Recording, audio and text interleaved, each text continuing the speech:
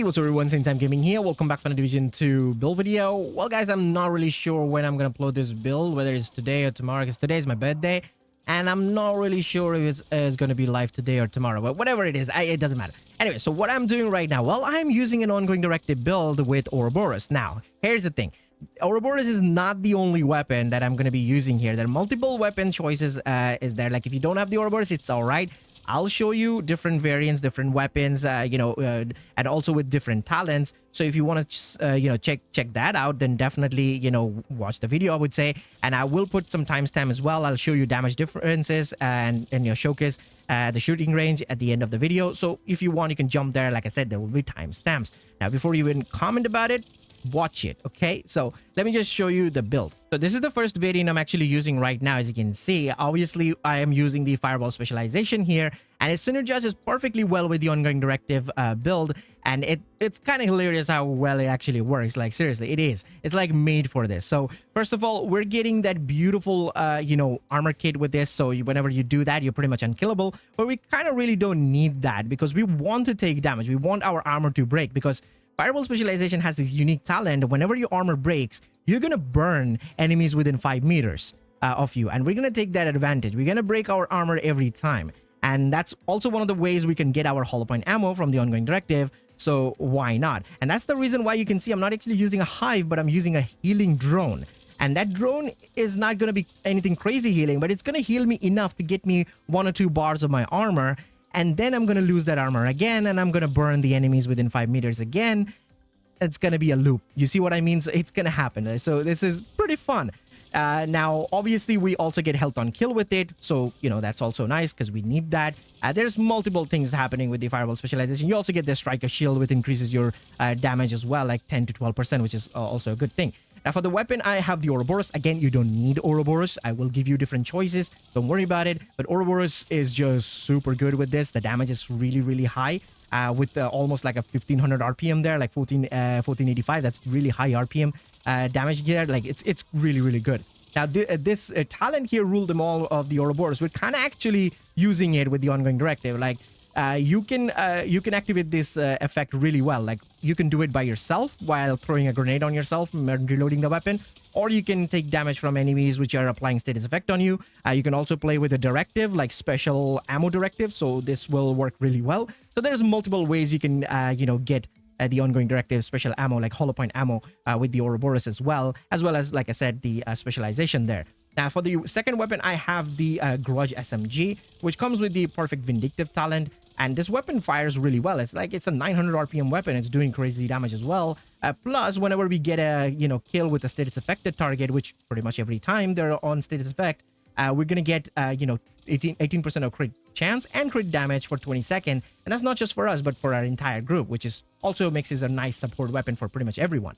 Now, the other weapons you could actually use if you're going for SMG, something like you could use PP19, you could use, SIG MPX with the Sadist talent. That's also a choice. You can use the Apartment, you could use the Dark Winter with Perfect Killer. There's multiple choices, guys. Like, you don't really need to use the Ouroboros, if you don't have it. If you have it, definitely use it. It's really, really great choice there. Now, if you don't want to use SMG, you could go with Scorpio Shotgun. It is pretty much inbuilt status effect, right? Like, it's going to proc your hollow point ammo just like that, because it has a status effect in it. Like, you don't have to worry about a condition to proc it. It's just going to fire and you're going to have hollow point ammo after you get a kill. Like, pretty much. So it's great, and it's going to do insane amount of damage. Like, it's going to do 2.8 to 3 million damage per shot pretty much with all those pelts. Like, it's crazy damage with Scorpio, yeah? But we're obviously using the Ouroboros because it feels kind of amazing. And obviously we have the 4-piece of Ongoing Directive. For new people who don't know what Ongoing Directive does, it pretty much, gives you a lot of damage through bleed, like amplified damage pretty much. It's called hollow point ammo actually. So 2-piece gives us 15% of status effect, which is good because it's going to increase the amount of status effect, like the duration of it, which is nice. Plus, hey, with the fireball specialization, we have 40% of burn duration, so they're gonna burn for longer, when they break your armor. And you have 30% of reload speed. Now, Ouroboros has 1.4 second reload speed timer. With this, we're gonna get 1.2 seconds. So you're reloading your weapon way quicker. Means your overall DPS just got increased, which is nice thing. Now, obviously, the 4-piece gives us that hollow point ammo. So whenever you kill like status affected target, you're gonna get hollow point ammo because when you're hitting a status affected enemy, you put a mark on them, and it works for pretty much everybody, like your entire group. So that's also cool. And obviously you get that 20% of amplified damage on your target. So that's the set pretty much. And we have crit chance and weapon damage and stuff. Like my gear is not even optimized. I don't have maxed out crit damage. In some places I don't even have maxed out weapon damage, but my damage is really, really solid. So we're gonna go for that 4-piece. Obviously you can see my crit damage is not maxed out. I mean, this one is maxed out obviously, but yes, most of them are not really maxed out. Like it's just pieces that I put together. That's it, because the damage is good. I just wanted to show you like a raw damage here without optimizing. Now for the chest piece, I went for the the Sokolov here, which obviously we're using an SMG, so 10% of SMG damage there, which is nice. We got weapon damage, crit chance, and crit damage mod with obliterate talent on it, which will work pretty much every time. Like you're gonna crit, it's gonna proc, you're gonna do more damage. Simple. You could also use ongoing directive chest piece if you don't have the the Sokolov chest piece with obliterate on it. You could definitely use ongoing directive there. You could also swap the chest piece in the backpack. Like you could use a Grupo chest piece and a Sokolov backpack if you have that.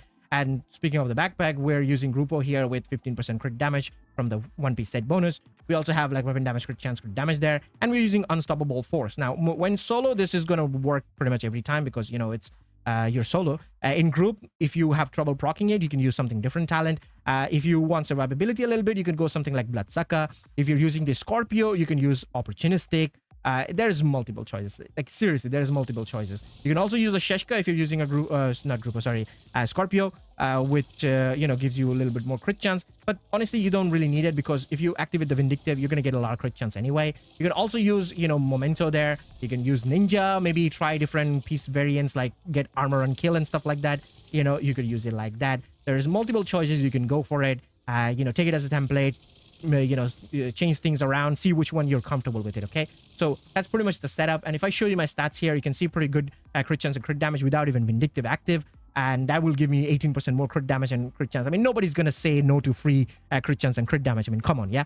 So it's a pretty good setup. Now again, if I show you the second variant, which I just said, which is using the chest piece of ongoing directive, changing the mask to like a coyote here, and you could use it like this, your damage will be a little lower, like 9 to 10k damage lower. Yes, because obliterate and the Sokolov's like weapon damage, the SMG damage is actually higher damage than the chest piece, because the chest piece gives you 35% amplified damage, but with the obliterate and stuff, it's a little higher. It's 9 to 10k higher damage. I'll show you in the shooting range if you don't believe me.